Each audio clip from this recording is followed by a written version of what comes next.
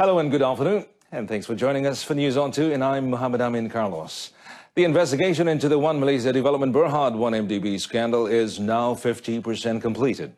Malaysian Anti-Corruption Commission MACC Chief Commissioner Dato Sri Muhammad Shukri Abdul said he hopes that the investigation would be fully completed as soon as possible. Now, Dato Sri Muhammad Shukri said this after taking his oath of office as MACC Chief Commissioner before the Yang di-Pertuan Agong Sultan Muhammad V at Istana Negara in Kuala Lumpur yesterday.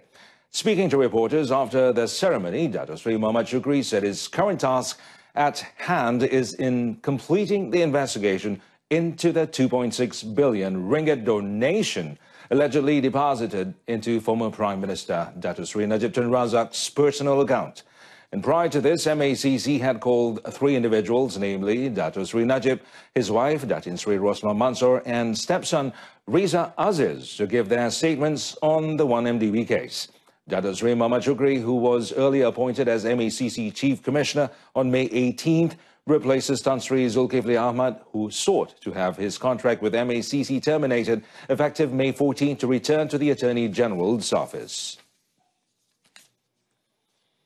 The Health Ministry plans to set up creches, especially for babies, in all hospitals under its purview at the latest by early next year. Its Minister, Dr. Zulkifli Ahmad, said planning for the creches, which would care for babies 6 months and younger, is being worked out before it is tabled at the next cabinet meeting.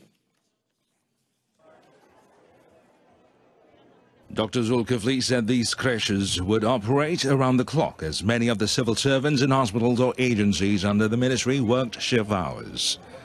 Adapun dari sudut pelaksanaannya, segi keuangan, kos, implikasi keuangan semua itu akan kami perhatikan dan saya yakin kita akan bincangkan di peringkat kabinet kerana Kementerian Pembangunan Wanita juga semalam membuat sidang akhbar tentang perkara ini. Tanpa berbincang dengan mereka, we are on the same page nampaknya. Kita sepakat untuk menjadikan ini satu yang akan dilaksanakan oleh semua kementerian. Speaking after attending the Idul Fitri celebrations at the Putrajaya Hospital, Dr. Zulkifli said the creche in the Tengku Ampuan Afzan Hospital in Kuantan, Pahang would operate 24 hours and would be a model for other hospitals. To date, apart from Tengku Ampuan Afzan Hospital, 35 of the ministry's departments and agencies have creches and nurseries. Dr. Zulkifli also welcomed plans by the Ministry of Women, Family and Community Development to set up childcare centres in all agencies under it by early next year. A total of 831 kindergartens and childcare centres nationwide have been inspected by the Fire and Rescue Department, or JBPM, since January this year. Its Director General Muhammad Hamdan Wahid said of the total, 59 childcare centres did not adhere to the safety standards set by the department. Muhammad Hamdan said the inspection involved aspects of fire safety and self-rescue. He added that child care centres built in commercial areas should follow to the Uniform Building Bylaws, or UBBL 1984. Muhammad Hamdan, however, said home-operated childcare centres are outside the control of the department. Namun begitu, ada garis panduan yang telah disediakan secara administratif oleh jabatan dari segi mengawal. Kalau dia mempunyai jumlah anak-anak yang ramai di tingkat atas, dia hendaklah mematuhi pelepasan diri yang ditetapkan. Muhammad Hamdan said this to reporters after a visit to the Johor Fire and Rescue Department headquarters in Johor Bahru. The Tourism, Arts and Culture Ministry is ready to revise the design of the Visit Malaysia 2020 logo if required, following comments that the logo was unprofessional and plain.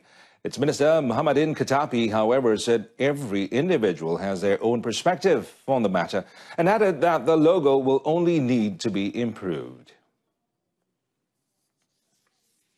Tapi kita ini masih ada masa panjang pergi depan lagi. Kita sekarang baru 2018. You imagine itu 2020. Kita ada masa lagi kalau nak tambah dia cantik lagi apa semua. Touch up sikit ya, inde makeup sana sikit lagi apa semua, cantik lah.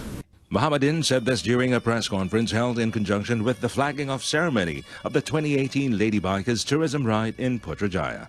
The Visit Malaysia 2020 logo, launched by former Tourism and Culture Minister Dato Sri Muhammad Nazri Aziz in conjunction with ASEAN Tourism earlier this year, drew many negative criticism from netizens for its seemingly poor design.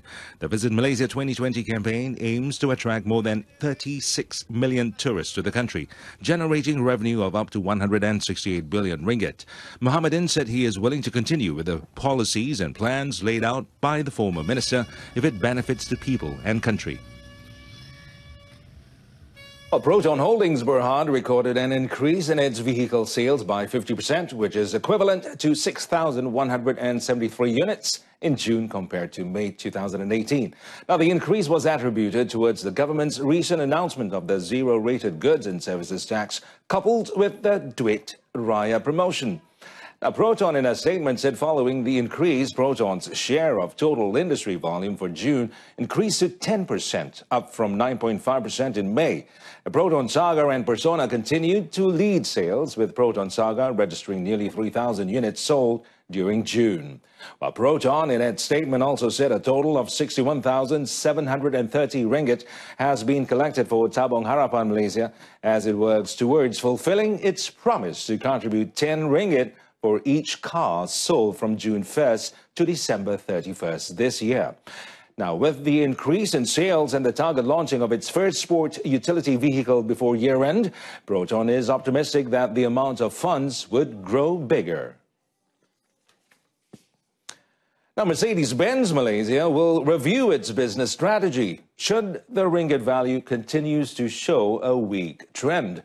Its president and chief executive officer, Dr. Klaus Weidner, said currently the company's sales have not been affected as over 70% of the vehicles are local assembly models or CKD. Dr. Weidner said local assembly operations for the Mercedes-Benz C, E and S class models are manufactured in Pekan, Pahang.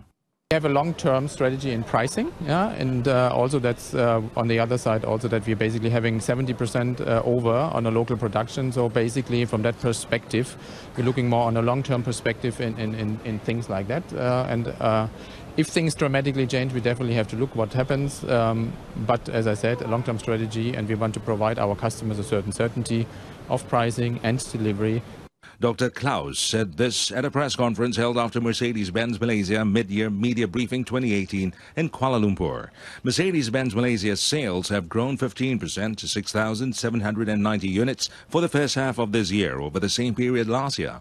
The June sales figures are among the highest, supported by the announcement of the zero-rated goods and services tax. In our top story, Health Ministry to set up creches in hospitals by 2090.